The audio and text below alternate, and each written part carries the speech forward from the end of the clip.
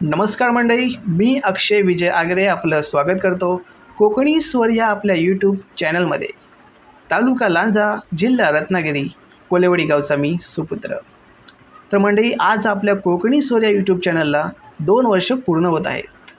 1 जानेवारी 2022 रोजी आपण कोकणी स्वर या यूट्यूब चॅनलची सुरुवात केली होती। सुरुवातीपासून आतापर्यंत आणि यापुढेही नेहमीप्रमाणे आपली साथ असेलच।